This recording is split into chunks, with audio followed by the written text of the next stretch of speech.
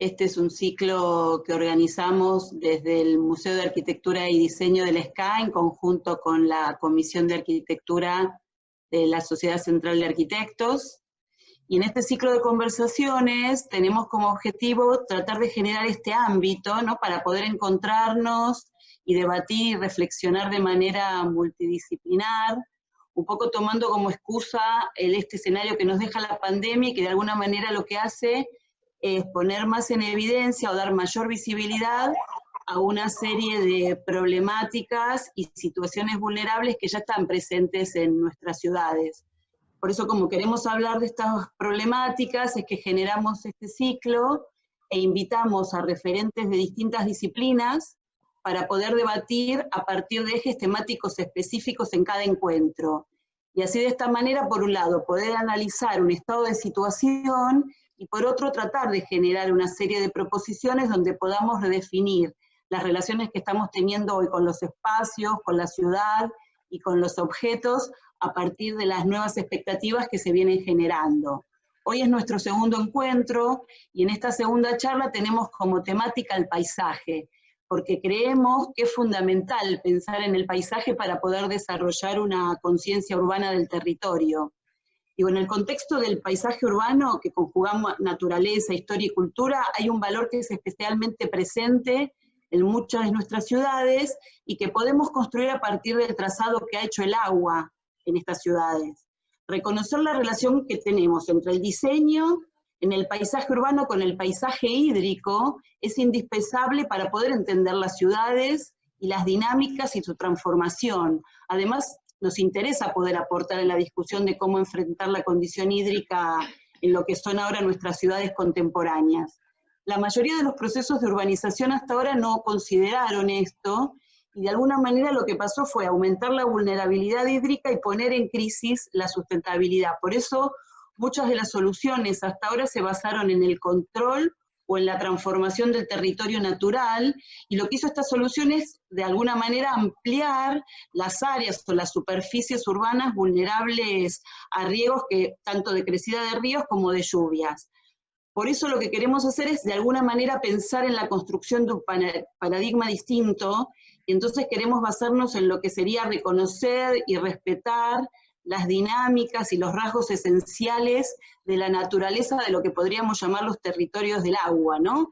Y así poder apuntar a pensar en una construcción urbana más sustentable. Y desde ese lugar es que hoy convocamos a una mesa para poder hablar del paisaje hídrico como una nueva mirada, y para eso invitamos a Daniel Chaín para poder presentar y moderar esta mesa. Daniel es arquitecto, lo voy a presentar, por la Universidad de Buenos Aires, tiene un posgrado en Economía Urbana en la Universidad Torcuato Di Tella, y además, bueno, una extensa formación complementaria. Hoy ejerce la profesión en su consultora, en aspectos relacionados con la economía y el planeamiento urbano, en lo público y en lo privado, en infraestructura y en proyectos de arquitectura. Ha efectuado numerosos estudios urbanos y trabajos de infraestructura y realizado obras de arquitectura e ingeniería en el país y en el extranjero.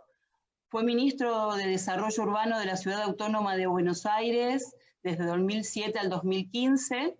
Fue secretario de Obras Públicas de la Nación entre el 2015 y el 2017. Fue director del Instituto de Vivienda de la Ciudad Autónoma de Buenos Aires en el 2004. En la actualidad es vicepresidente de la Fundación Metropolitana, es miembro del Consejo Consultivo del Centro de Investigación de Políticas Urbanas y Vivienda de la Universidad Torcuato Di Tella, y es miembro de la Comisión Directiva de la Asociación de Empresarios de la Vivienda, participó en el Consejo Profesional de Arquitectura y Urbanismo, también fue presidente y miembro de distintos concursos organizados por la Sociedad Central de Arquitectos. En la Universidad de Buenos Aires es profesor y miembro del Consejo Académico del primer curso latinoamericano de especialización en hábitat y pobreza urbana, y sigue, pero no voy a continuar. Te presento, Daniel, para que puedas llevar adelante la charla de hoy. Gracias. Bueno, muchas gracias, Victoria. Gracias, Rita, por la invitación. Gracias a Marc y a la Asociación Central. Un placer estar aquí. Pero debo decir, buenas tardes a todos los demás, y veo muchos amigos que espero que en el próximo encuentro nos encontremos en el Salón del Mar todos juntos para vernos y poder saludarnos de otra manera. Mientras tanto, esta es una buena forma de relacionarnos y aquí estamos. Bueno, yo quiero hacer una pequeña reflexión, muy pequeña, para luego dejarlos a los expositores a que hablen, y que tiene que ver con que por qué, qué impone destinar este tiempo y esfuerzo a la temática que vamos a abordar hoy. Ya de alguna manera gran parte de esto que voy a decir adelantó Victoria. La existencia de diferentes áreas geográficas con diferentes problemáticas ambientales también tenemos que tenerlo en cuenta, porque no, digamos, por más que ahora podamos abarcar algunas áreas, no vamos a abarcar todas, y las cuestiones son distintas y las soluciones son diferentes. El concepto me parece lo más importante. La necesidad de creciente espacio público en ciudades que van sumando y han sumado población y densidad demográfica. El espacio público es un bien público, un activo, pero es un activo que se satura. Es un activo que si vamos sumando cantidad de gente en una misma ciudad y seguimos manteniendo el mismo espacio público, se va saturando. Con lo cual es importante tener esto en cuenta cuando estamos hablando de estas cosas. También la infraestructura existente para evitar inundaciones, que han quedado esas infraestructuras insuficientes. Por ejemplo, al ocupar la densificación mayor suelo absorbente, en virtud de lo cual su cálculo original de esa infraestructura se ve sumado, o suelos absorbentes que ya no tienen capacidad de absorción debido a la modificación de las fuentes de agua potable, porque las napas se han contaminado, haciendo que las napas estén casi a flor de suelo en algunos lugares, sobre todo en algunos lugares de llanura, por ejemplo, de la ciudad de Buenos Aires. O ríos y arroyos de áreas geográficas de montaña, que fueron la base del asentamiento original de esas ciudades, con cursos naturales que utilizan que la naturaleza algunas semanas por año y que luego se transforman en esas ciudades en espacios residuales del paisaje urbano y natural, y no el paisaje principal. Más casos se pueden mencionar, pero creo que todos los que están participando hoy en esta charla comprenden el tenor del desafío y de las acciones que se necesitan encarar, y tenemos un grupo de expositores que pueden mostrar resultados con ejemplos de altísimo impacto al transformar estos problemas que hablábamos en bienes públicos, o sea, pasivos ambientales en algunos casos que se transforman en bienes públicos, o sea, en activos de la sociedad. Yo he tenido la gran honra de poder intervenir junto a extraordinarios profesionales, algunos de los cuales hoy están aquí. En realidad he trabajado con todos ellos de una forma u otra, con lo cual estoy sumamente contento de estar en esta reunión.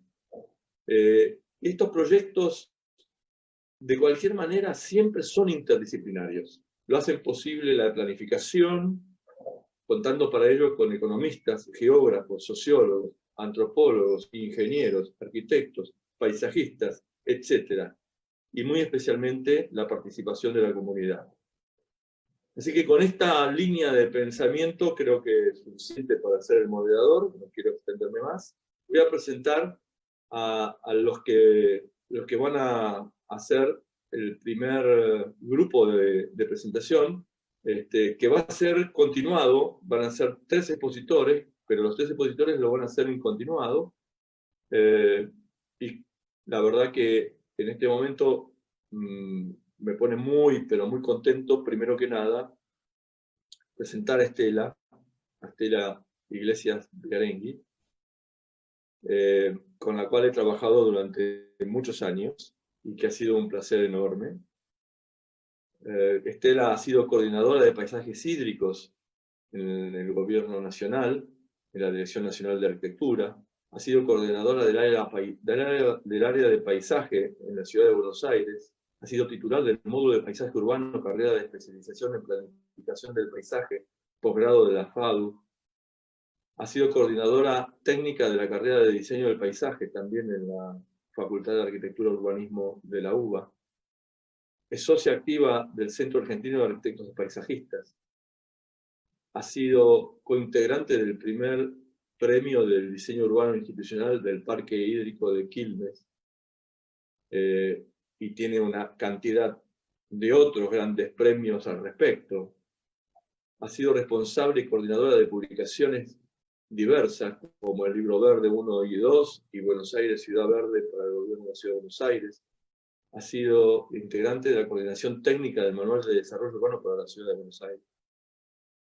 Ha sido participante de varios otros libros de la Universidad de Colombia, por ejemplo. Ha tenido el primer premio en el concurso del proyecto del Parque del Centro Cívico de la Cava. Y siguen, y siguen, y siguen una extensa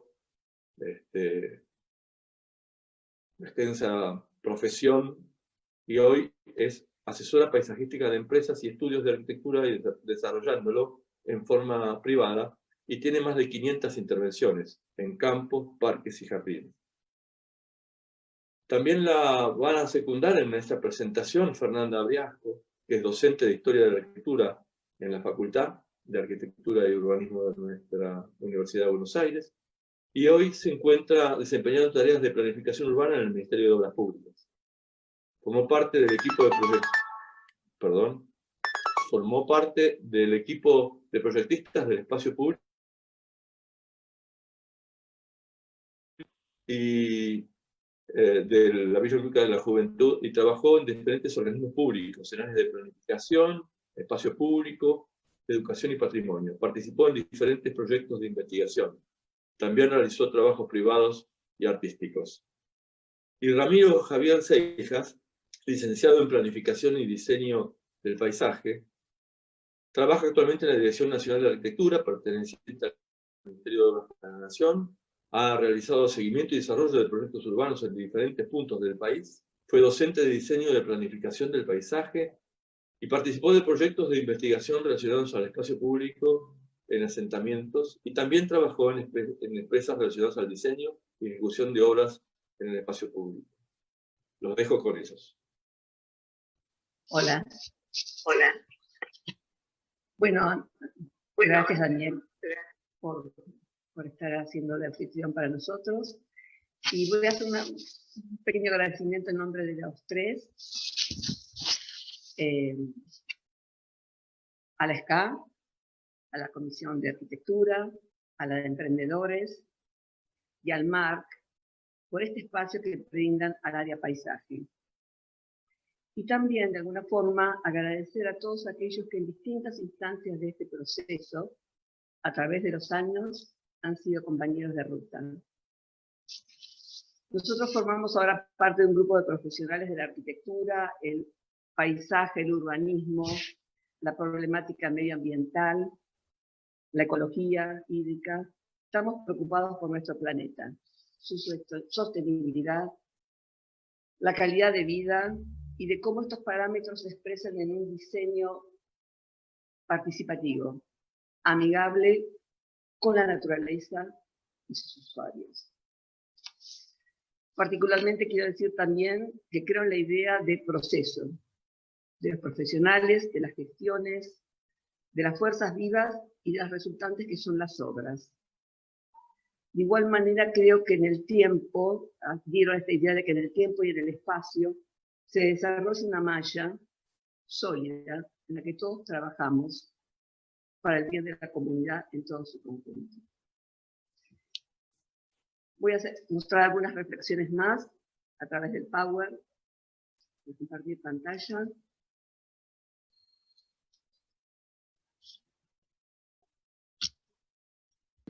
Ahí está. Bien. La primera filmina, quiero como una especie de homenaje o tener en cuenta a un personaje para mí muy importante que fue Rachel Carson, bióloga americana. Ya en el año 1962 nos decía esto, que la actitud del hombre hacia la naturaleza es hoy de importancia crítica, simplemente porque hemos adquirido el poder fatídico de alterarla y destruirla. En honor a ella, de alguna forma, ella da pie a que la primera agencia de protección ambiental se cree en el mundo. Vivimos en un universo exquisito, complejo, y nos olvidamos de eso, no nos damos cuenta. A veces nos olvidamos bastante. Hubo una época muy lejana en que los hombres dialogaban, algunos a veces todavía sí, pero con las estrellas.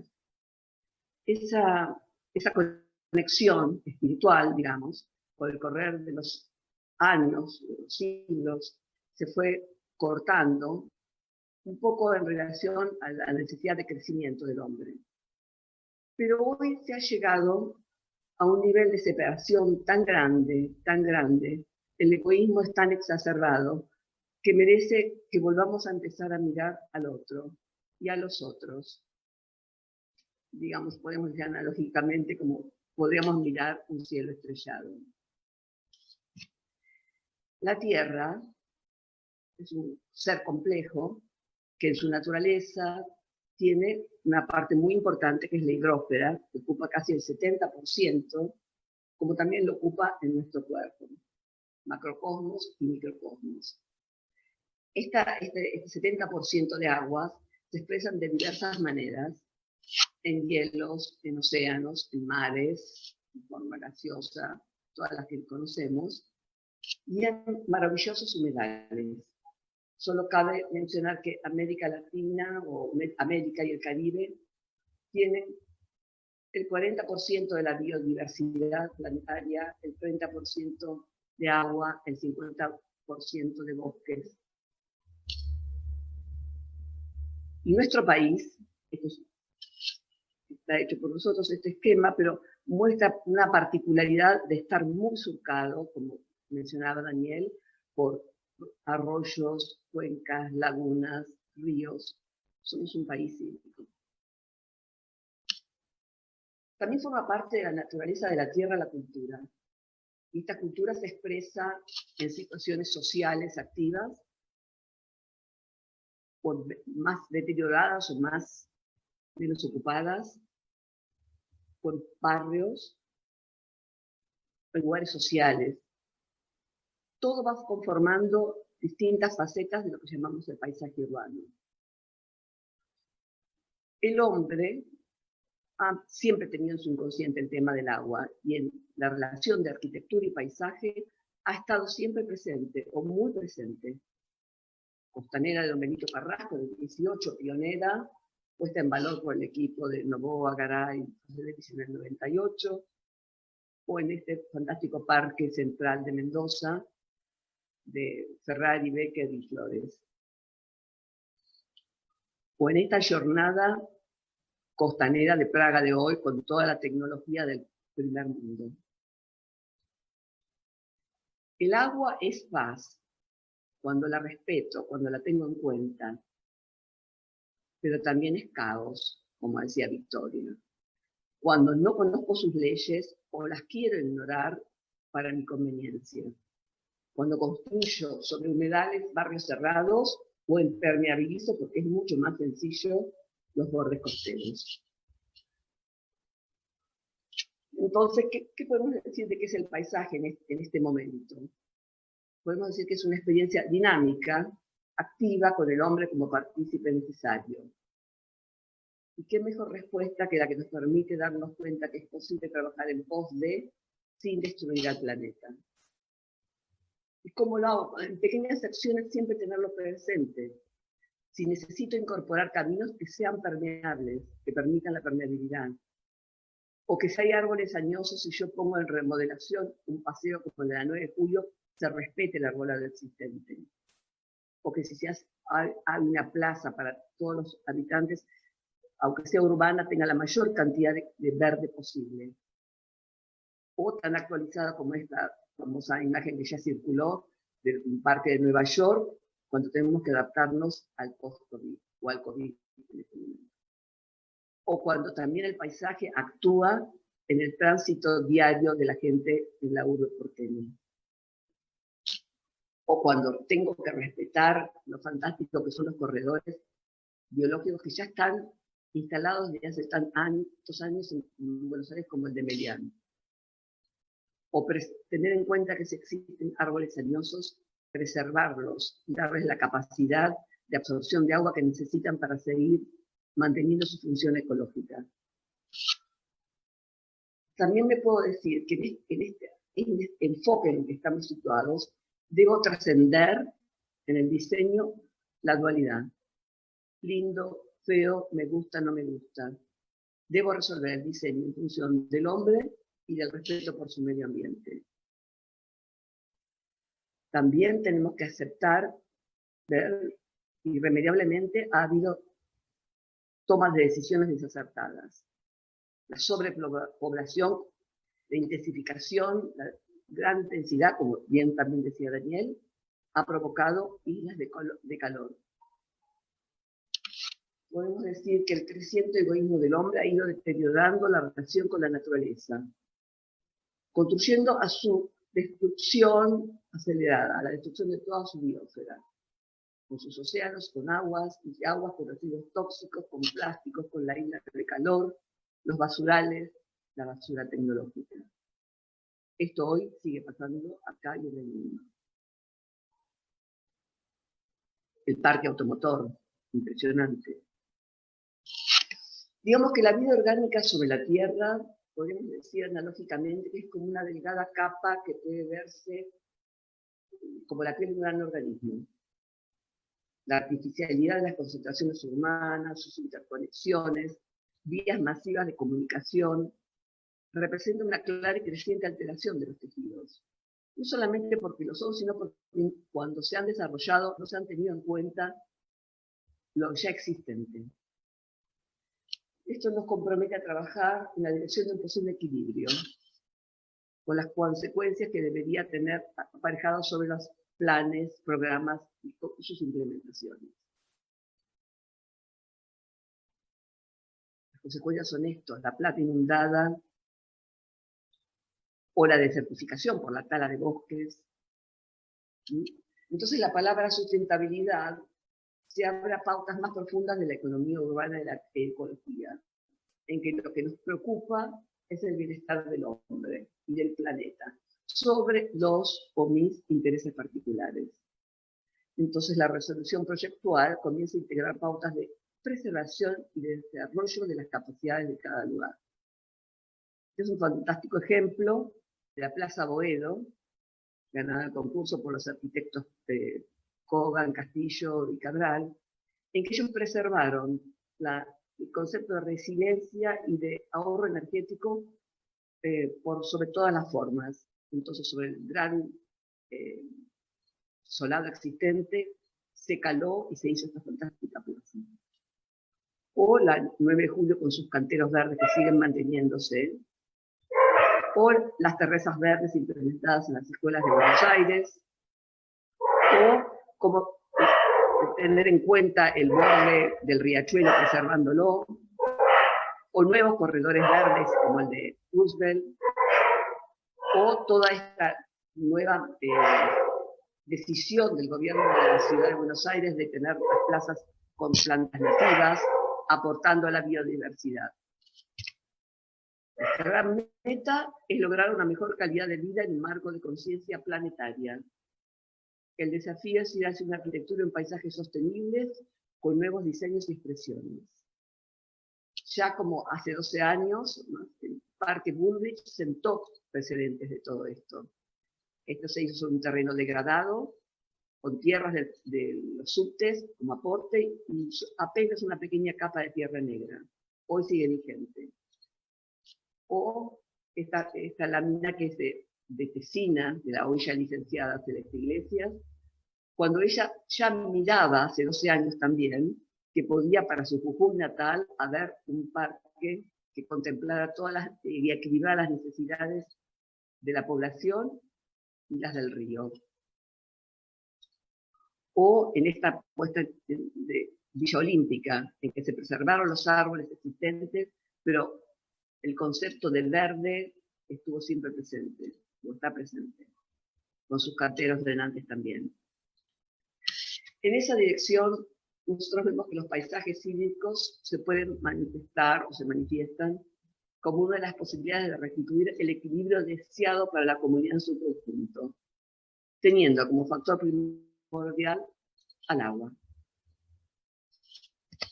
Nos encontramos entonces acá frente a un panorama, algo de esto también adelantó bien Daniel, de encontrarnos en un país con unos paisajes exquisitos, en que el agua, por ausencia o por sobrepresencia, nos hace de factor equilibrante. Nada más.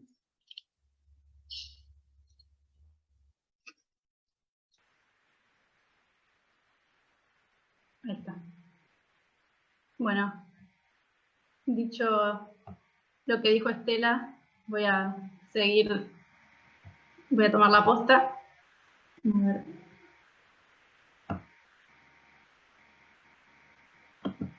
Ahí está. Bueno, aunque Estela haya agradecido, quiero agradecer también a todos por este espacio que es súper importante para nosotros, para contar un poco lo que hacemos, lo que nos gusta hacer. Y bueno, en ese sentido en el que tenemos que recordar que los soportes de todos los asentamientos son naturales y que la urbanización es la que usa este soporte natural para conformar esa complejidad que es la ciudad, es que primero deberíamos revisar un poco lo que son los comportamientos naturales, ¿no? Bueno, no les cuento ninguna novedad cuando les muestro el ciclo hidrológico, que todos lo conocemos, pero bueno, donde tengo un sistema en equilibrio, cuando todos los elementos que lo componen funcionan como una homogeneidad, y, o sea, tengo suelos permeables, vegetación, permito la correcta circulación del agua, y obviamente tengo un sistema en desequilibrio cuando, por ahí por la urgencia de solucionar problemas concretos, no veo que estoy generando problemas en otro lado, digamos. Y bueno, y acá quiero citar una conocidísima frase de Jacques Cousteau, que decía que olvidamos que el ciclo del agua y el ciclo de la vida son uno mismo. Entonces, bueno, en ese sentido nuestra meta es prevenir, corregir, mitigar y compensar los impactos negativos de esas malas prácticas y del cambio climático, dando propuestas de calidad medioambiental y buscando que los sistemas se encuentren en este equilibrio. A ese paisaje en equilibrio que está como oscilando entre la naturaleza y un poco la tecnología, y que está buscando esos puntos de armonía, es lo que nosotros llamamos paisajes hídricos. Entonces, bueno, acá comienza la complejidad y el desafío de poder resolverlo. Y como contaba Daniel al principio de la charla, para poder pensar en un proyecto en equilibrio, de la misma manera que es importante tomar conciencia de los ciclos estos naturales, no podemos pasar por alto que también somos parte de una gran red con un montón de actores y que cada uno debe aportar desde su lugar. Nosotros también debemos funcionar como un único sistema al servicio de nuestras ciudades. Desde el usuario, la comunidad, el ciudadano, los agentes privados, los profesionales, los técnicos, el Estado, la gestión, todos. Y bueno, dentro de ese proceso más técnico, debemos entender que un proyecto en equilibrio se logra con la intervención de diferentes técnicos, ¿no? Donde cada uno aporta su expertise. Bueno, entonces nos preguntamos, ¿no? ¿Cómo podemos aportar desde nuestra disciplina? Bueno, primero aportando la mayor cantidad de espacios verdes que podamos. Y acá quiero recalcar la importancia de esto de la interrelación de las disciplinas, ¿no? Desde el punto cero deberían estar todos los actores pensando en pos de un proyecto mejor, de un proyecto en equilibrio, no hacia el final o por partes, sino desde cero cuando hay que proyectar, bueno, todos los actores deberían estar para poder resolver de la mejor manera. Bueno, respetar el ciclo natural del agua, reintroducir también la flora nativa para mejorar la biodiversidad y principalmente no dar respuestas proyectales automáticas, ¿no? Darnos tiempo para reflexionar sobre estas cuestiones. Bueno, si bien en esta exposición vamos a ver cuestiones más ligadas al espacio público, quiero recalcar también que la línea oficial no debería ser pensada como un límite, ¿no? Todos debemos ayudar a la mejoría de la calidad ambiental y por consiguiente al aumento del espacio verde. Bueno, y acá les voy a contar un poco una serie de componentes y recursos concretos que fuimos encontrando para dar respuesta a las particularidades de algunos proyectos que nos tocaron resolver. La mayoría de las estrategias que vamos a mostrar no son complejas, incluso pueden sonar bastante obvias, pero bueno, como podemos comprobar, no son las las que se suelen ver cuando caminamos. Bueno, esto de incluir terrazas verdes para disminuir la isla de calor, no solo por una cuestión ornamental, el tema de los solados también, que deben ser permeables, y no solo con la gran tecnología que hay de solados permeables, sino también los materiales que son tradicionales que pueden ser utilizados de una manera inteligente, ¿no? Después, bueno, en cuanto a la vegetación, nos conviene que sean nativas, es mucho más redituable porque tiene menor requerimiento hídrico, ¿no? Menor mantenimiento. Bueno, también los corredores verdes también ayudan a la biodiversidad. Y bueno, y las dos últimas estrategias son las que vienen de la mano. Una es pensar que el cordón no es la única alternativa para generar límites. Si sacamos, por ejemplo, el cordón de nuestra configuración tipológica de cuadra, o sencillamente lo interrumpimos, permitimos el libre escurrimiento hacia los canteros, ¿no? Y acá viene la última estrategia, que son los SUDs, que son el Sistema Urbano de Drenaje Sostenible, que vienen a ser canteros drenantes que tienen una configuración tal que sus sustratos tienen la capacidad de retener el agua de lluvia por un pequeño periodo para no saturar el sistema de desagüe. Esto funciona como un ralentizador. Obviamente también tenemos que prestar atención a qué vegetación es la que ponemos. Tiene que ser vegetación palustre que soporte, digamos, estar bajo el agua por unas horas. Y lo que quiero dejar en claro es que el uso de estas estrategias no pueden ser usadas independientemente, ¿no? A los sistemas de drenaje tradicional. No es casual que haya mencionado muchas veces la palabra ayuda, porque estos sistemas también funcionan juntos, entendidos como un único sistema, que ayuda a la mitigación del impacto. Bueno, dicho esto, voy a empezar a contar ejemplos concretos en los cuales estuvimos trabajando. En el 2014 trabajé para el gobierno de la ciudad, con Estela también, y un hermoso equipo para el proyecto del espacio público para la Villa Olímpica de la Juventud. Este es el corte que utilizamos para resolver las cuadras. El corte también se encuentra en el Libro Verde de la Ciudad de Buenos Aires, que es un compendio de buenas prácticas urbanas. Bueno, en las calles de la villa no hay cordones, permitiendo que el agua escurra libremente hacia el cantero drenante. El cantero drenante tiene vegetación palustre y todos los desagües de los edificios van a parar a este cantero, y todos los edificios también tienen terrazas verdes. Con esa solución lo que ganábamos es aliviar el caudal de agua que le llega al sistema pluvial, el cual en una lluvia intensa puede saturarse, ¿no? Acá vemos el corte ya con la obra casi finalizada, la vegetación estaba recién plantada, acá ya con la vegetación más crecida. Y acá, bueno, vemos al mismo corte ya entrando en acción, con una lluvia fuerte, con la vegetación recién plantada, por eso también se ve que no está muy afianzada. Bueno, y acá vemos la solución que planteamos para los bulevares, que sabemos, bueno, que el no uso del cordón puede generar ciertas dificultades viales, entonces lo que hicimos fue interrumpir este cordón, permitiendo que el agua igual pueda circular libremente hacia el cantero del corredor verde y drenante, ¿no? Que tanto nos gusta. Bueno, y acá el mismo con la vegetación más consolidada. Estos son los centros de manzana de la urbanización. El proyecto básicamente fue llevar el agua hacia el centro a través de desniveles, y el mismo estaba conformado por sectores de canteros drenantes y hormigones drenantes, y el funcionamiento era como una pileta, la cual tenía una rejilla perimetral, y cuando el receptáculo de agua se saturaba, el agua llegaba a la rejilla, evitando el ingreso a las plantas bajas y no saturando el sistema de drenaje. Y cerrando los proyectos realizados formando parte del gobierno de la ciudad, quería mostrar el solado de esta plaza, que fue realizado por colegas de la oficina, y recalcar en esto de que para encontrar soluciones inteligentes no solo contamos con nuevas y sofisticadas tecnologías, sino que también se pueden encontrar recursos conocidos y comunes, ¿no? Para utilizarlos de una manera sustentable.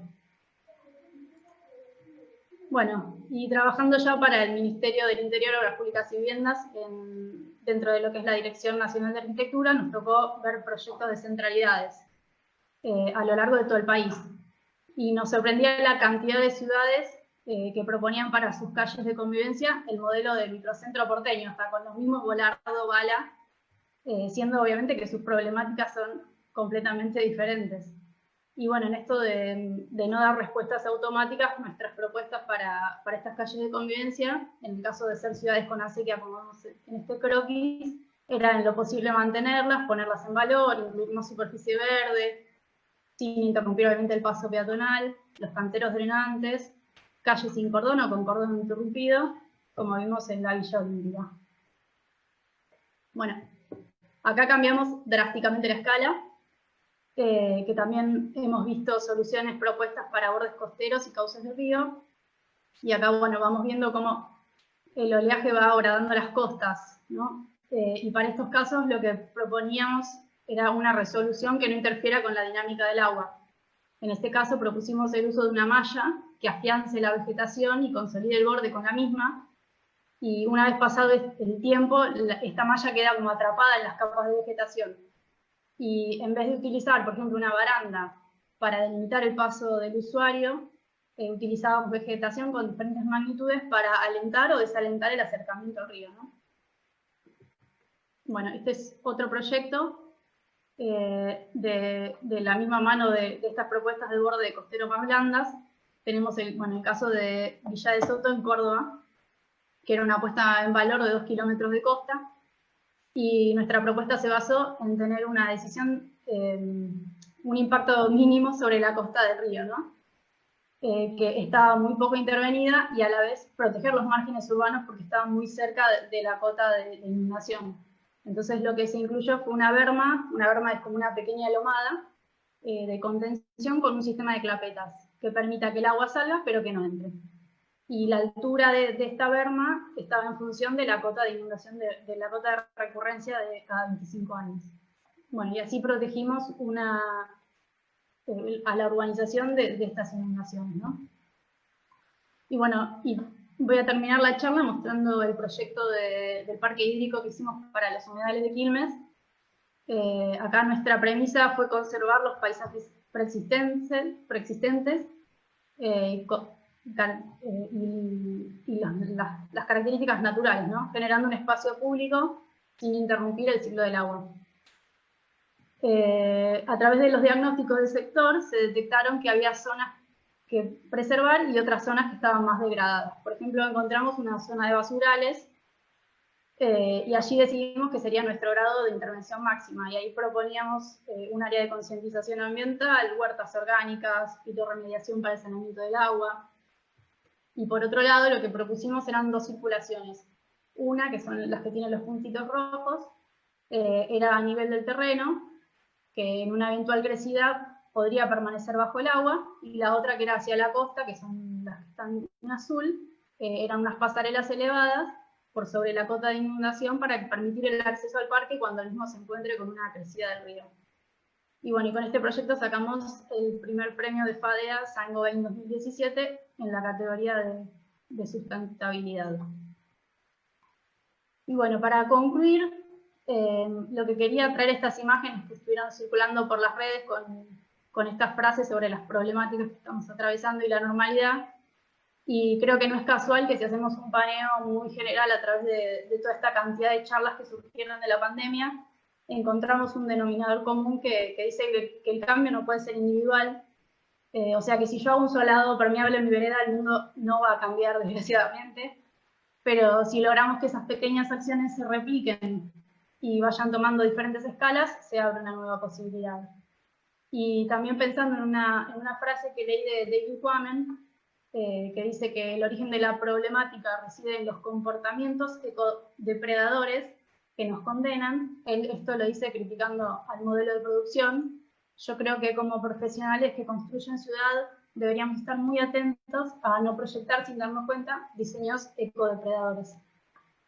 Y bueno, y con esto cierro y le paso la posta a Rami.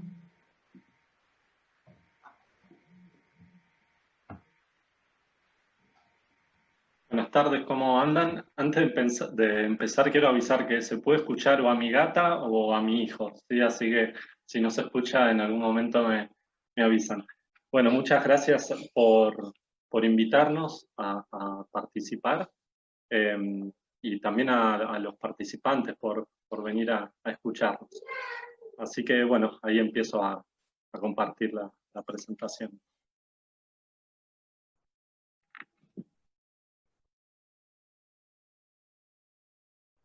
Bueno, como Fer venía contando diferentes estrategias de diferentes escalas, en este caso voy a contar un ejemplo de una macroescala, de una escala mayor, ¿sí? Ese proyecto es el Parque Sarmiento, en donde nuestro aporte fue darle una característica de parque y espacio público a una intervención que buscaba resolver una problemática de inundaciones en el parque, en el barrio de Saavedra, ¿sí?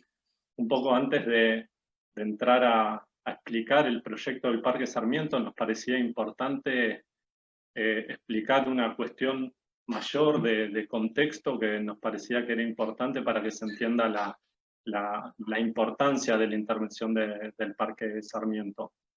El Parque Sarmiento, la intervención fue hacer un parque aliviador del arroyo Medrano, porque el arroyo Medrano pasa tanto por el Parque Saavedra como por el Parque Sarmiento. Así que queríamos empezar por ahí.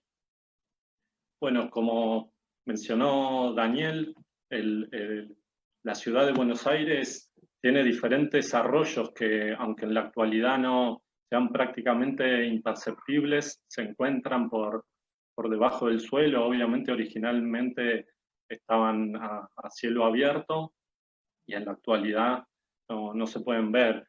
Por ahí dos de los casos más de fácil reconocimiento puede ser el arroyo Maldonado, que pasa por abajo de la avenida Juan B. Justo, y el otro es el caso del Medrano, que va, por ejemplo, por la avenida García del Río en Saavedra, ¿sí?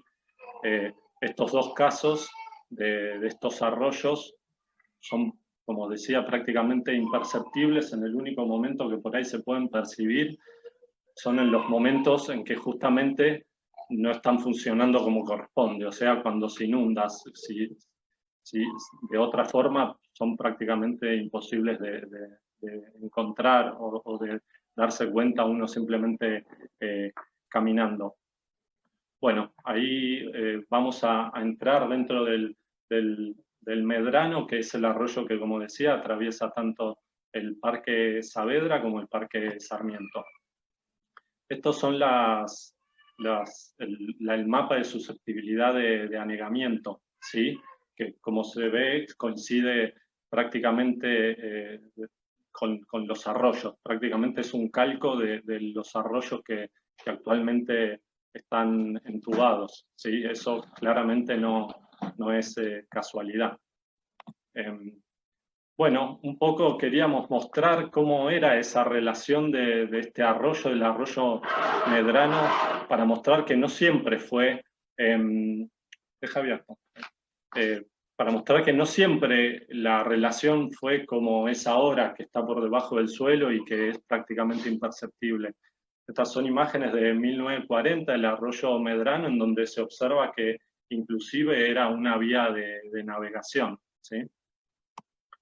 Bueno, acá ya lo que se puede observar, esta línea negra, es el arroyo Medrano, atravesando el barrio de Núñez, el barrio Saavedra, pasando por el Parque Saavedra, atravesándolo, y si seguimos más a la izquierda, llegaría, cuando choca con la General Paz, con el Parque Sarmiento, ¿sí? Una de las cosas por lo cual nos parecía muy importante esta imagen, que es de 1892, es, por un lado, para ver cómo era esa relación entre el arroyo y la trama urbana. Ahí se ve que cuando atraviesa la trama urbana no desaparece el arroyo, sino que se nota que están relacionados. Cuando se meten en la trama, actualmente esa calle es la García del Río, que actualmente arriba del arroyo hay un bulevar, ¿no? Y por otro lado, el nivel de ocupación del suelo que había en ese momento, en la superficie construida en relación a la superficie absorbente, que también comentaba Daniel. Ahí se ve la baja superficie construida que había, que obviamente incide en la cantidad de agua que recibe ese arroyo y en la velocidad con que llega el agua al arroyo. Bueno, un poco lo que nos interesaba era mostrar este ejemplo de cómo era el Parque Saavedra en ese momento. Esto ya es una imagen de 1924, era un proyecto, pero vamos a ver que esto estaba construido, digamos. Acá el arroyo forma parte del parque, del actual Parque Saavedra, que en su momento se llamaba Paseo de la Laguna, marcando que no era solo una cuestión estética la presencia del agua en el parque, sino que le daba identidad, porque inclusive le daba el nombre al parque, también como fines recreativos, se podía usar la laguna para andar en bote, también había una pileta y una fuente, y también se ve que el perímetro está presente el arroyo y también servía como límite. Acá se ve una imagen de 1940 donde se ve concretamente que cómo llegaba el arroyo al parque, cómo lo atravesaba, cómo lo bordeaba, cómo generaba esa laguna, y también hacia la derecha se puede ver la presencia del arroyo en García del Río. Una de las cuestiones importantes de esta imagen es que ya se empieza a ver la creciente construcción, ¿no? del tejido, y se empieza a ver cómo esa superficie se empieza a impermeabilizar. Bueno, esta es una imagen de 1887, donde en la referencia se ve que el actual Parque Saavedra se llamaba en ese momento Paseo del Lago, y se puede observar tanto la vegetación en relación al arroyo, el uso, cómo estaba tan relacionada la presencia del arroyo al parque, al espacio público. Esta es otra imagen, 1936, este es el perímetro del parque. Acá se ven a los granaderos atravesando el acceso principal, y este arroyo en el perímetro servía como límite, y estaban esas puertas levadizas que se utilizaban para que de noche el parque quede cerrado. Esta es García del Río, y ahí en el fondo se puede ver la torre que mirábamos recién en la imagen anterior, y toda la vegetación, los árboles que se ven de fondo es el actual Parque Saavedra, ¿no? Actualmente todos sabemos que tanto el arroyo en García del Río como la presencia del agua en el Parque Saavedra ya no están más, ya fue entubado y esta relación con el agua no existe. Bueno, esta es una imagen que muestra el cauce original y el cauce actual, que tiene rectificado en naranja, y en blanco se pueden ver como si fuesen raíces, digamos, toda la superficie de la cual capta el agua el arroyo Medrano. Algo para aclarar es que la superficie que se va acá de los conductos es solo de la capital federal, pero prácticamente el 60% de la superficie de la cuenca del Medrano está en la provincia de Buenos Aires, o sea, es mayor la superficie en la provincia que en capital, para que dimensionemos un poco. Acá ya en esta imagen obviamente se puede ver, que es una imagen actual, cómo está ocupada esa superficie e impermeabilizada, ¿no? Bueno, ya ahora sí empezamos a entrar en el Parque Sarmiento. Una de las problemáticas que venía a resolver la intervención del Parque Sarmiento, como mencionaba, era las inundaciones que había en el barrio de Saavedra. Algunas cuestiones que mencionábamos, como la creciente impermeabilización del suelo, que genera que el agua cuando llueve llegue más rápido al Medrano entubado, sumado a que, por ejemplo, esta superficie del Parque Sarmiento y de Tecnópolis originalmente eran bañados y humedales, y que posteriormente fueron rellenados, obviamente sumado al cambio climático que genera que cada vez haya lluvias más intensas en menor tiempo, todo eso generó que obviamente haya consecuencias de inundación, ¿no? Una inundación muy grande fue en el 2013, que inclusive fue especialmente intensa en el Medrano, en la cuenca del Medrano, inclusive fallecieron personas. Bueno, entonces a partir de esta problemática ya nos empezamos a hablar de la propuesta.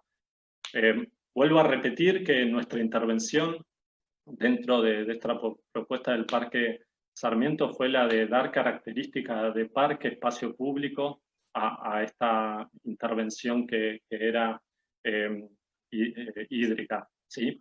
O sea, para lograr mezclar las dos intervenciones, que no sea solamente una intervención que resuelva la parte hídrica, sino también la del uso de las personas.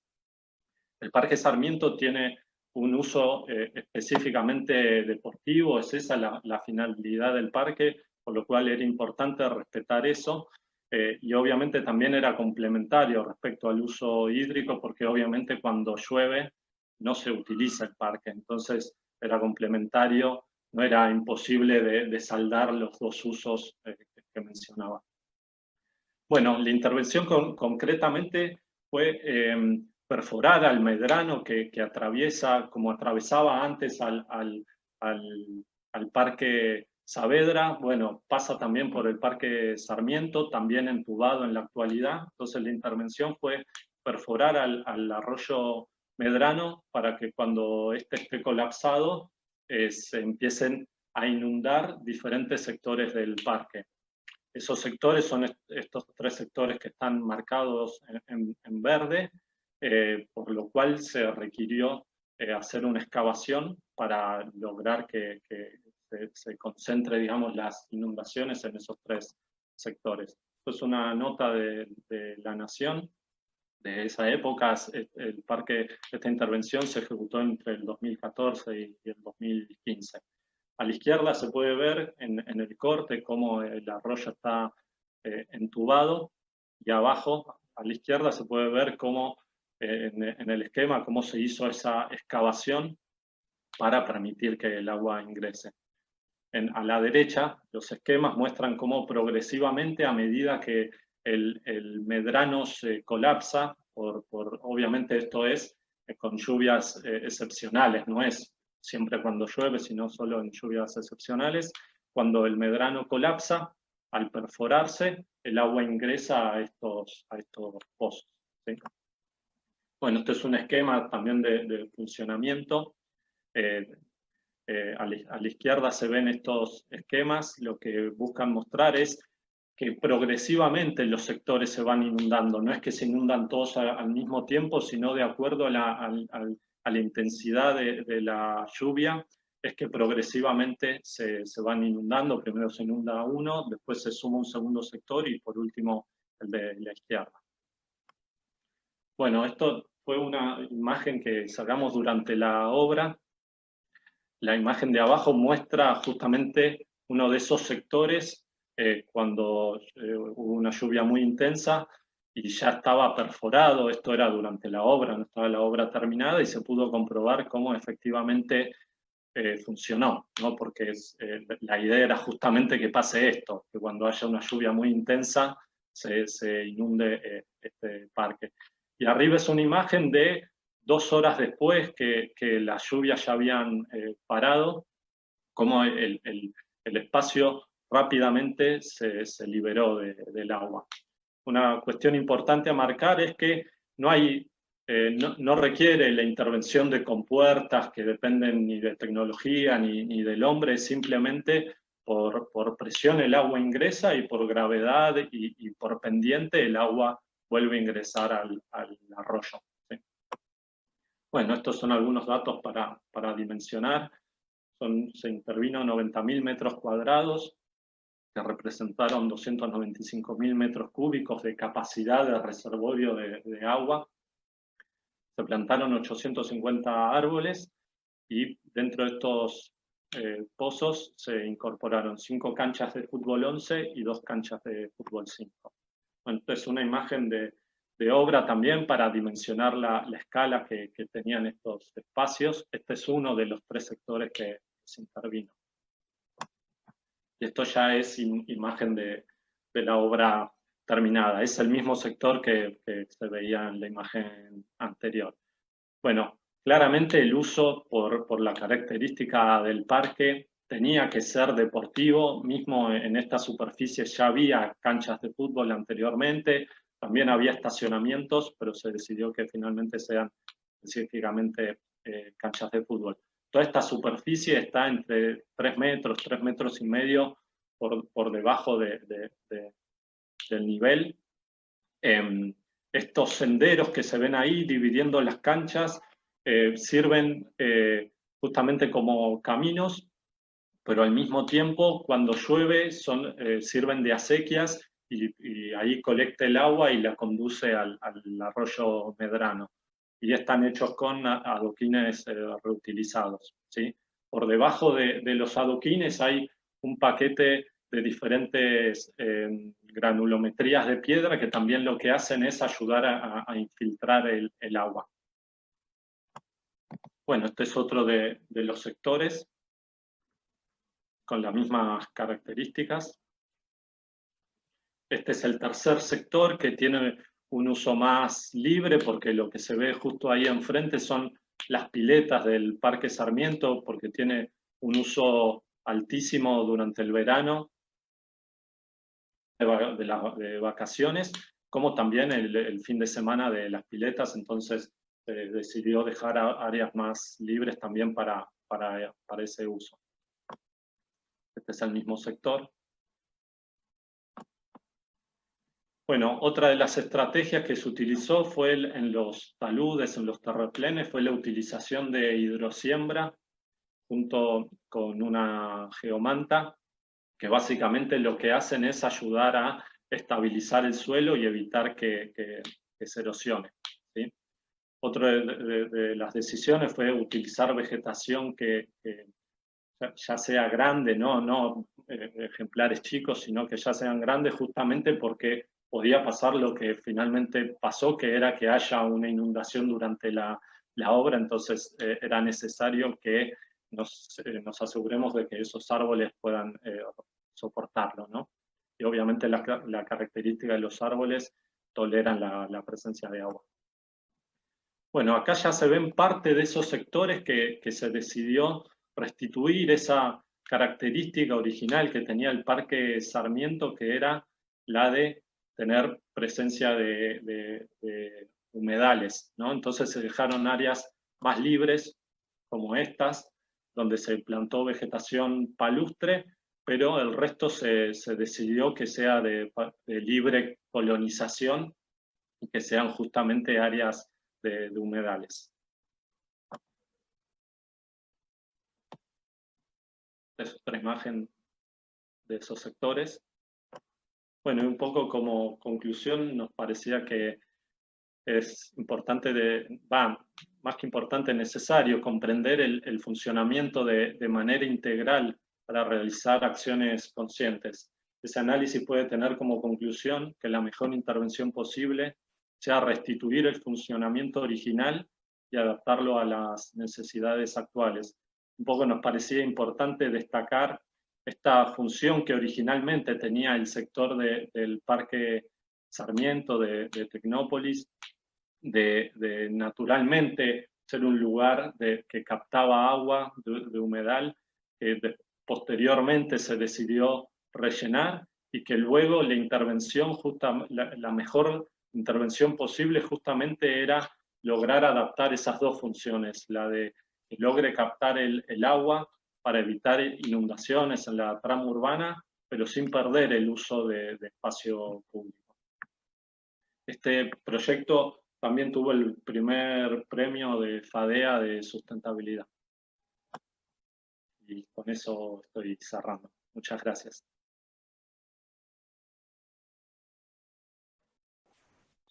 Bueno, muchas gracias. Geniales las 3 intervenciones y la presentación. Voy a a presentar ahora al arquitecto Jorge, egresado de la Universidad de Córdoba, fue 2 veces presidente del Colegio de Arquitectos de Jujuy. Su trabajo... Ahí está Raúl Jorge. Daniel, no se te escuchó nada, si querés hablar de nuevo. Bueno, buenas noches a todo el panel. Muchas gracias de invitarnos. Lo justo para que no pasarle. Bueno, la primera tiene que ver con el plano y en referencia a ello, decir que hoy esta obra del CIVICIVI cumple 2 años desde su inauguración, así que hay un reconocimiento en plena pandemia por la añoranza y que cómo extraña la gente este paisaje hídrico recuperado ya hace 2 años exactamente. Decir que en esta placa se ve el casco fundacional de la ciudad, la Plaza Belgrano, que está marcada en rojo, todo el proyecto CIVICIVI primera etapa, la paca, que se ve inmediatamente con todo borde verde, y se ven las nuevas internet que hicimos hace aproximadamente 6-7 años, que son en pleno desarrollo, donde vive casi el 70% norte de la ciudad. Ya vamos a ver una placa de la huella urbana de la ciudad, pero esta placa está referida justamente a la centralidad y lo que significó ya a partir del 1900 esta urbanización que viene teniendo fuera de lo que fue el casco fundacional que se va a ver en otra placa. Bueno, acá vemos lo que viene a ser la georreferenciación de la provincia de Jujuy en Argentina. Lo dejamos ahí para que vamos sintonizando. Ya aquí es donde yo estaba refiriéndome a lo que es en la primera placa el trazado original en 1958. No sé si abrió la placa. Esta es una vista aérea de la ciudad y parte de la expansión urbana hacia el sur. Se ve claramente la columna vertebral de la ciudad.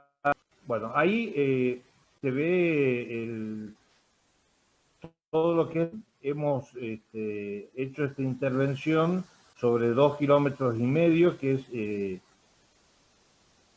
la parte que llega prácticamente de la ciudad en el barrio Cuyaya hasta la desembocadura en el Río Grande. Ahí se ve gráficamente bien en esta placa.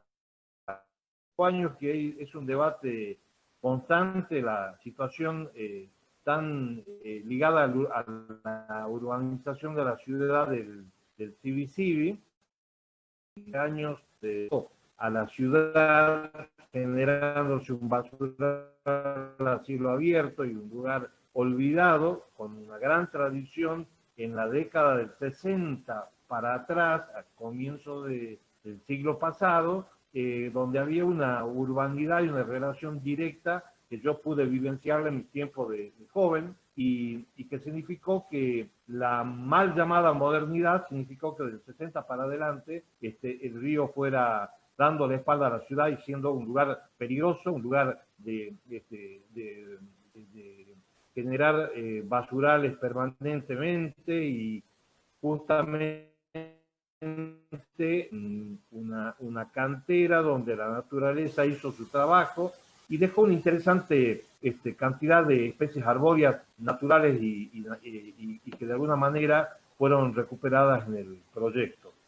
Y ahí vemos en esa placa anterior esta tremenda experiencia urbanística para todo el país que significó trabajar nación la provincia que tiene justamente en este sentido su potestad en el régimen hidráulico, y el municipio que tiene ya una responsabilidad sobre todo el territorio que tiene que ver con esta cuenca del Sibisibi.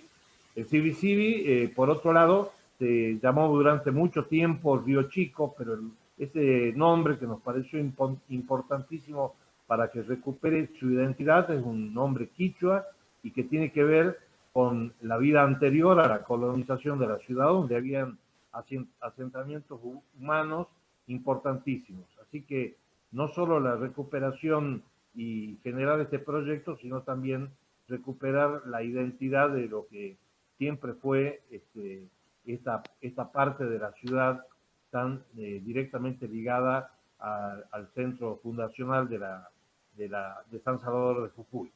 Bueno, asimismo, ahí se ve el río de Gran Pendiente, un río de cuenca típicas de montaña, el tratamiento de la cuenca baja, donde también nos impulsa, por supuesto, a nuevos desafíos.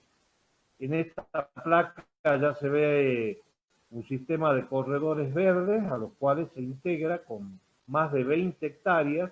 En la parte superior a la izquierda se ve lo que es el Parque San Martín, que tiene 8 hectáreas, que es un parque de 1900, de tantos que hizo TAIS en todo el país y que, bueno, significó prácticamente que en 120 años la ciudad no tuviera espacios verdes de escala de parque, con lo cual, bueno, el proyecto tomó una importancia y fundamentalmente un apoyo de dos amigos que están ahí en el panel, de Daniel Taín y Jorge Sábato, que interpretaron y ayudaron en esa base fundamental que fue aprobar el proyecto, participar de él con sus equipos y también ayudarnos con la financiación, que sin eso hubiera sido imposible lograr este resultado. Bueno, aquí en esta placa está, digamos, la base de 3 estudios fundamentales, que es el hidrológico. Acá había toda una sensación por las 5 o 6 veces que es el río por año en el periodo estival, que ha habido una estigmatización que era imposible cualquier proyecto. Desafiamos esto con un proyecto que ya lo voy a explicar, que tiene que ver con terrazas al más fiel estilo incaico, pero justamente en lo hidrológico. Nos referimos justamente a 3 terrazas, una para que justamente sea la resiliente a la actividad hidrológica del río, la factibilidad ambiental, que significó no solo potenciar todo lo que la naturaleza hizo, prácticamente dejando el 90% de las especies arbóreas tal cual estaban, mejorándolas, haciéndole podas correctivas, y trabajar con la participación de muchos sectores de la ciudad a través de audiencias públicas que terminaron de darle fuerza al proyecto, y terminar desde abril del 2016 en prácticamente 120 días el proyecto ejecutivo, que fue rápidamente también con la ayuda de los amigos de Nación aprobados, y también rápidamente nos procedimos a licitar la obra, que fue en el año 16. No se podía empezar la obra hasta abril del 17. Ahí se ven algunas imágenes de que había, ahí en alguna placa se ve hasta gente que habitaba bajo los puentes y que hubo que hacer todo una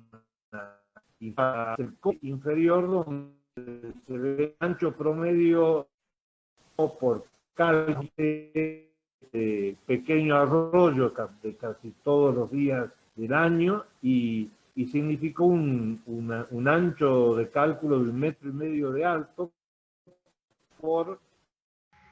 Bueno, contándolo de forma muy acotada por los tiempos que hay, el río Sibisibi, un río tradicional, con toda la complejidad, con asentamientos aledaños, que marcó siempre una historia y una tradición en Jujuy, no solamente por su belleza, sino por la torrencial, ante las torrenciales lluvias, el aluvión de agua que desbordaba. Entonces era el caso típico en que había que conjugar una situación hídrica de alto valor y de impacto visual y de reconocimiento histórico, ancestral, con la posibilidad de los asentamientos urbanos aledaños no fueran inundados. Y si a eso lo conjugábamos con la idea de que pudiera ser utilizado por el pueblo de Jujuy y por los visitantes, por el turismo, como un lugar de recorrido, bueno, nos parecía fantástico. La provincia de Jujuy presentó un proyecto, se ajustó desde Nación, y lo que se construyó es lo que, si pasamos las imágenes, es un lugar de paseo, de recreación, que a semejanza, como explicaba Fernanda, con el parque hídrico de Quilmes, cuando el río hace su presencia, cuando aparece en escena, no se usa el parque. Y cuando el agua baja, todas las terrazas aledañas que se ven en los cortes pueden ser utilizadas por toda la población. En cuanto al proyecto, bueno, lo que se muestra, ¿no? Los puntos de accesibilidad, cuáles son las caminerías.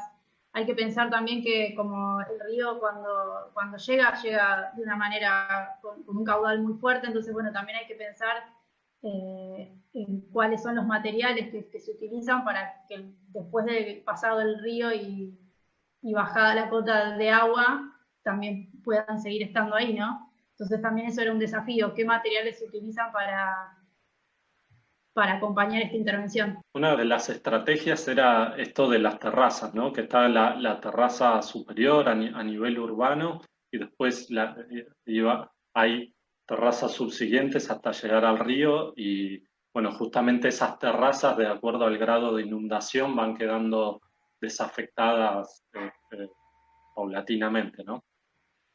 Como ustedes pueden ver, las terrazas que están a la izquierda, en la pantalla anterior, las que están a la izquierda se inundan más rápido que las que están a la derecha, con lo cual puede llegar a ser que el parque no quede totalmente inundado de los dos lados, y entonces puede llegar a tener que además de cualquier manera en el río Sibisibi esa inundación es de muy corto tiempo en el transcurso del año, ¿no?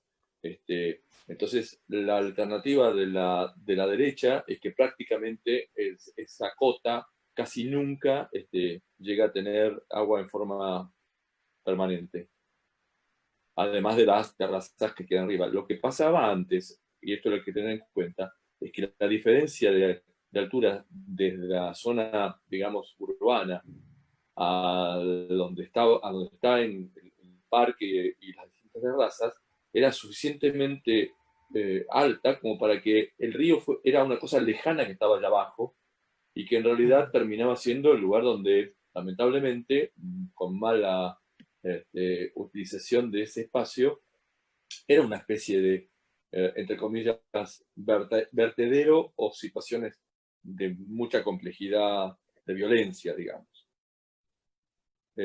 Bueno, estas cosas que están nombrando, que había puesto Chuli acá, le digo Chuli porque Raúl Jorge alias el Chuli. Por eso, y todo el mundo en Jujuy lo conoce como Chuli.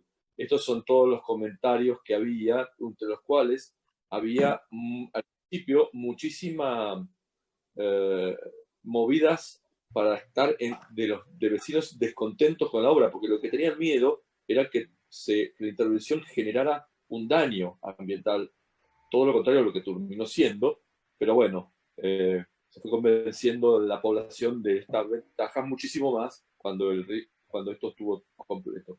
Bueno, ahí se ve como la implementación de gaviones y piedras para rellenar obviamente esos gaviones, tanto a nivel superficial, que se llaman colchonetas, como para ir salvando esos diferentes niveles y que obviamente sirvan de defensa para que no se erosionen las diferentes terrazas.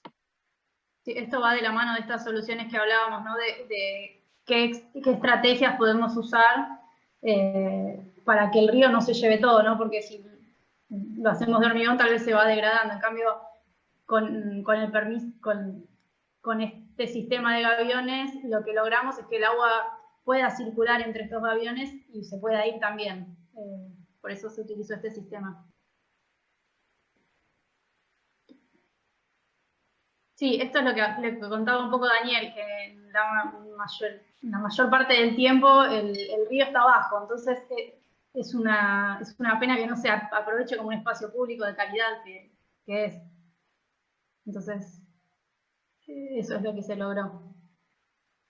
Una consulta, ¿los puentes estaban ya integrados en la trama o agregaron puentes? O... No, los puentes están hechos de muchísimo tiempo atrás y eran puentes que en realidad entiendo que son de hace más de 30 años, que eran puentes absolutamente pasantes, o sea, ignoraban que existía, era simplemente para pasar de un lado al otro, ¿verdad, Raúl? Juli, sí, ahí estoy. Sí, ahí, bueno, quiero decirles que se hicieron hace 6, 7 años, también formó parte de nuestra gestión, tenía que ver con unir el sur ya tan denso en cuanto a su población y a su estructura urbana al centro de la ciudad donde se concentran las actividades administrativas. Por eso también, bueno, esto tuvo que ver con grandes cambios urbanísticos en toda la ciudad. Bueno, yo digo, no estoy teniendo, no puedo ver las imágenes, no sé dónde están, pero creo que ahí se marca también, bueno, grandes partes de los ejes, el eje ambiental, la inclusión, hay 19 accesos en estos 2,5 kilómetros en ambas márgenes que tienen escaleras y rampas, y esto significa una posibilidad de integración enorme. También se han desarrollado equipamientos en las puntas de la intervención. En esos 2 kilómetros prácticamente hemos considerado constituir kioscos saludables con baños integradores, con la posibilidad para darle servicios a toda la gente que tiene que ver con el usuario habitual y también todo aquello que tiene que ver con la utilización plena del espacio. Después un poco lo que tiene que ver con la intervención ya urbanísticas, ciclovías que recorren prácticamente los 2,5 kilómetros y sendas peatonales, gimnasios urbanos, juegos recreacionales y plazas para los niños, y esto, bueno, ha significado ya un proceso de activación y de utilización plena de identificación con la ciudad de todo el río. Ahí, si llegamos a la placa de apropiación, hay una vivencia también con el sistema de iluminación y seguridad. Hay 24 cámaras de seguridad con Zoom que están activados por la policía de la provincia, que colabora con la seguridad permanente. En los 2 años hemos tenido 3 hechos de robos de celulares. Fueron detenidas inmediatamente la gente. Hay un protocolo de activación muy importante con policías que andan en bici, a caballo, y que también están conectados con esa central de monitoreo permanente, y que también significa que cualquier problema de violencia delictivo sean detenidos cualquiera de los puentes, porque inmediatamente llegan los patrulleros y esto también le da una seguridad adicional. El sistema de iluminación es de LED y si las luces se cargan con baterías solares, con lo cual no hay un solo cable que entra al río. Era uno de los estigmas, el crecimiento, como se pueden ver en las placas, en esas 5 o 6 días al año, significaban también en la gran oposición que tuvo inicialmente el proyecto de casi un 74% de los vecinos que se consultaban, que era el temor a las crecientes y y fundamentalmente a cualquier problema con el tema de la energía eléctrica, con lo cual también se dio una seguridad adicional al proyecto. En este momento también, como un avance para toda la apropiación y la generación también de páginas web y de organizaciones, instituciones que inmediatamente se acoplaron al proyecto, como Asociación de Amigos del Río, y otras entidades que tienen que ver con la vida de recreación, de la vida saludable, la utilización plena de el lugar como expansión y también como lugar natural para la expresión de la cultura. Desarrollamos un anfiteatro donde, que es el anfiteatro de las lavanderas, que es lo que también le dio identidad al río. Hay una famosa samba de Castilla y Leguizamón, las lavanderas del Río Chico, que significó una etapa hasta la década del 60 de más o menos 100 lavanderas que se ganaban la vida lavando ropa en el río, lavando para otras familias, y esto significó también en algún momento la necesidad de algún intendente de relocalizarlas, cosa que las lavanderas y la modernidad de las máquinas de lavar ropa las dejaron de lado, pero también significó en la tradición una cuestión tan apropiada que también hoy tienen ya en el parque un monumento donde hay 3 lavanderas con un perrito que son también un motivo de concentración permanente.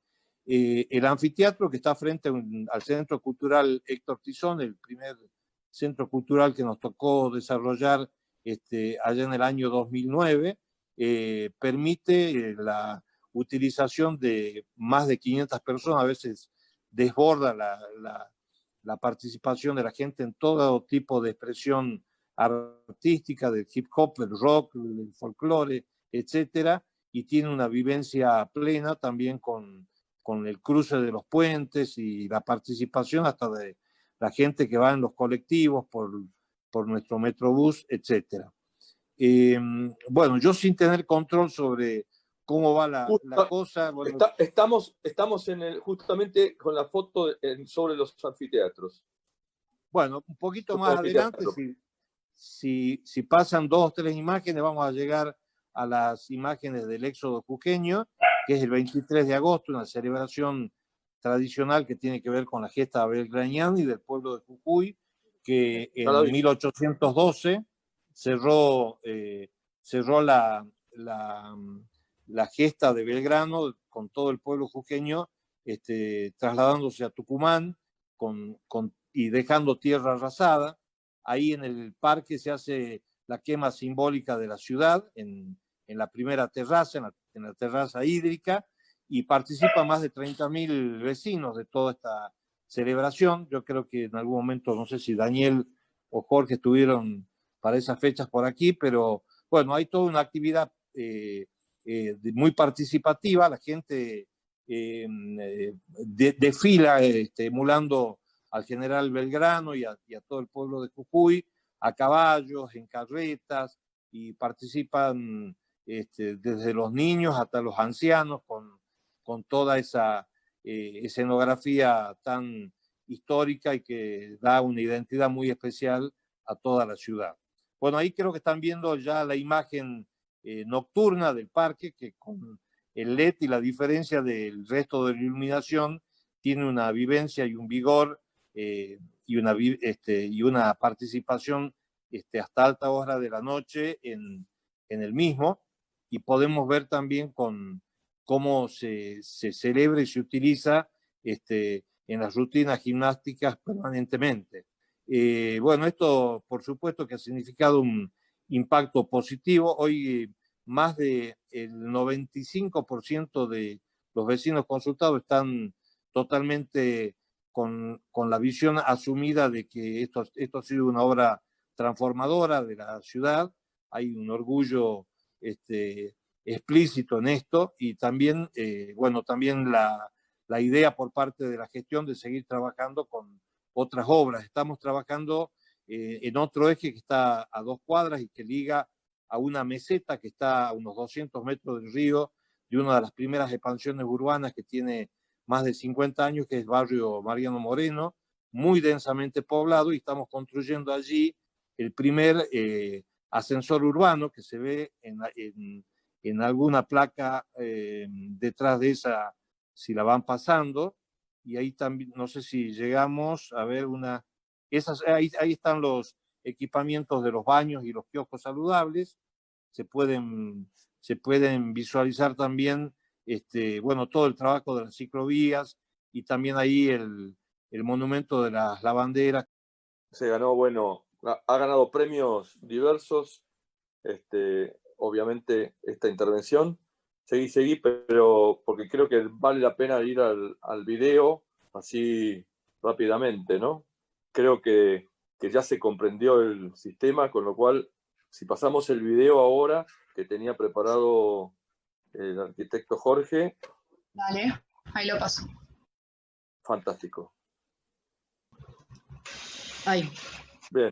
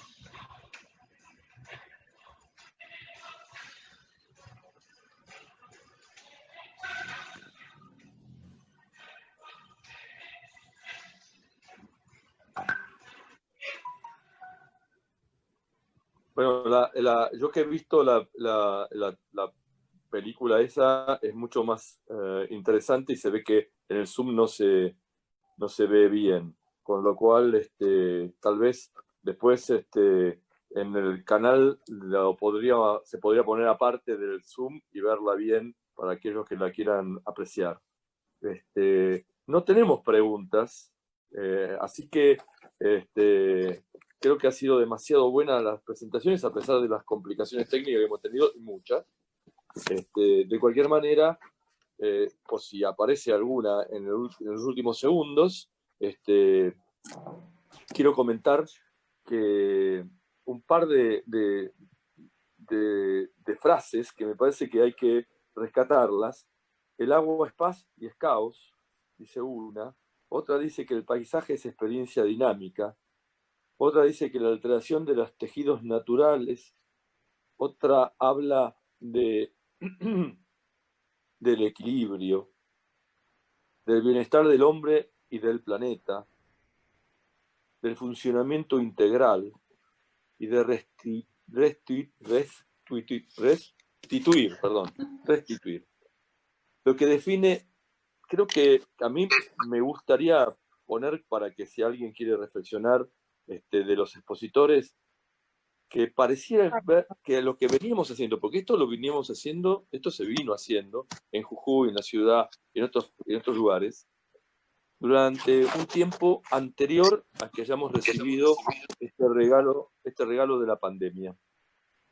Ahora bien, pareciera que después de esto, lo que viene es acelerar lo que veníamos haciendo, porque me parece como que lo que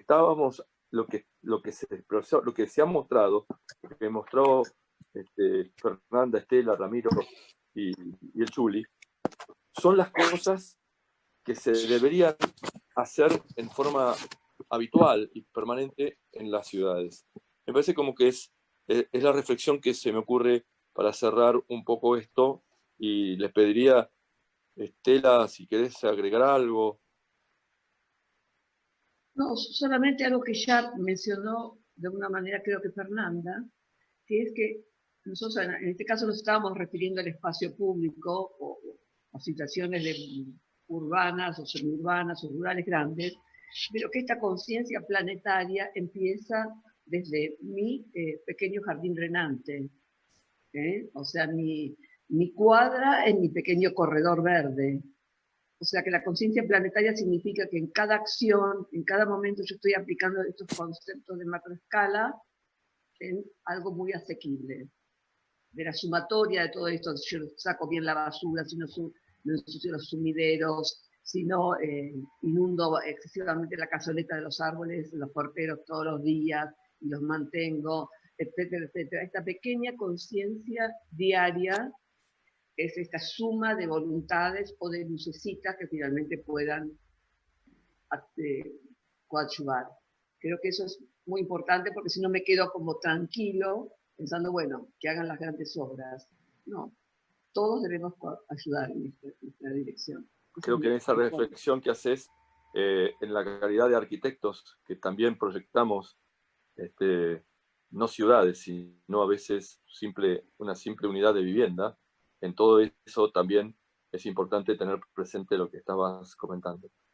Juli, extraordinario a pesar de los problemas, porque lo extraordinario es lo hecho, no es presentar lo hecho, sino lo hecho. Y lo hecho es el río Sibisibi y ese parque maravilloso. No sé si querés comentar algo más.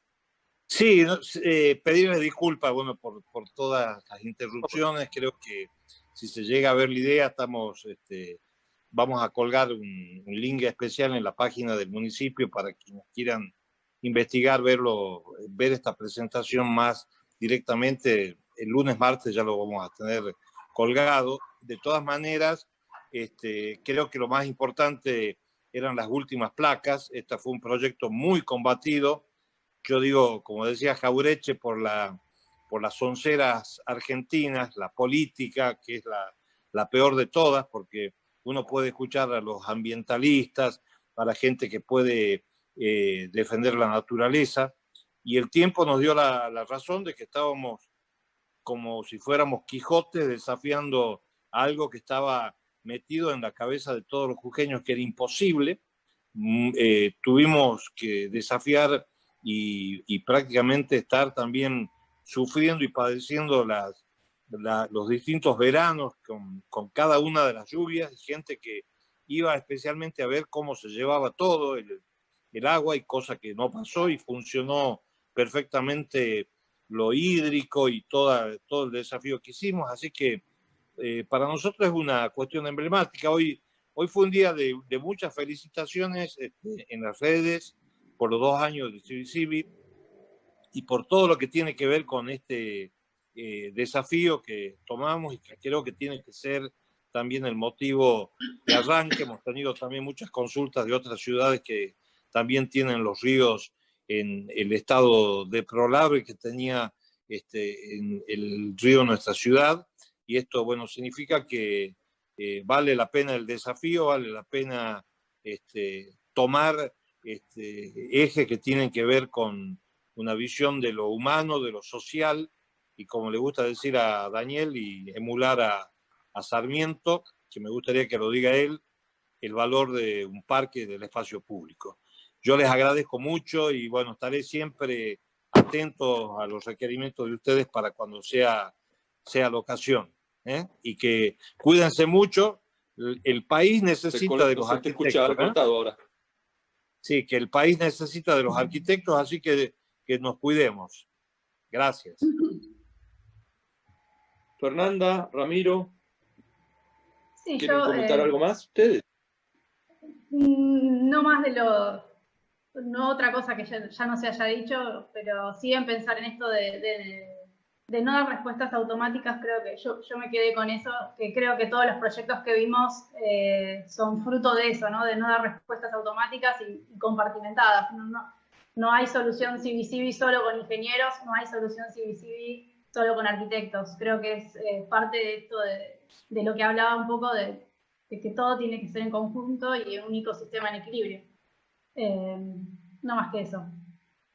Sí, por mi parte, sí, compartir eso que dijo Fernanda. Me parece que es importante darnos cuenta que todas estas intervenciones, al margen de por ahí algunas obras más grandes, pero digamos todas las estrategias que se tienen en cuenta, tranquilamente se pueden implementar para todo tipo de obras urbanas y también dentro del tejido. Entonces me parece que es importante tomar en cuenta eso y darnos cuenta que sí, desde donde nos toca intervenir como proyectistas es importante estar conscientes y tenerlo en cuenta. Hay una sola pregunta que tengo, que es ¿cuáles fueron las especies que se plantaron en el Cibi-Cibi? Son todas Sí. especies autóctonas, lapachos, tarcos, jacarandá, sauces y fundamentalmente crespones, que son prácticamente ya especies que tienen muy buen timing para tomarse a la naturaleza existente. Son las que estaban en parte de este 95% de vegetación que se dejó y que hizo la naturaleza en tanto tiempo. Bueno, yo creo que dada la hora, no sé, Victoria, si estás de acuerdo, Sí. estamos cerrando. Sí, yo creo que... Vamos a cerrar, Rita, sí. antes de pedirte que el cierre, que creo que así estabas Sí. vos, yo quiero hacer un agradecimiento tremendo a los 4 por la tarea y les agradezco en algunas referencias que no son más que de la buena voluntad de cada uno de ustedes, pero sí quiero agradecer a alguien más, que es a un gran amigo y compañero de todos estos desafíos profesionales y de gestión, que es Jorge Sabato. Con lo cual, negro, gracias, y gracias, Rita, vos cerrás. No, agradecerles, me pareció súper interesante, sobre todo el respeto en el paisajismo hacia la naturaleza, tomando lo que la naturaleza te está pidiendo, y creo que esta pandemia nos enseñó que la naturaleza tiene una capacidad de regeneración a pesar del maltrato que le hacemos los habitantes del planeta.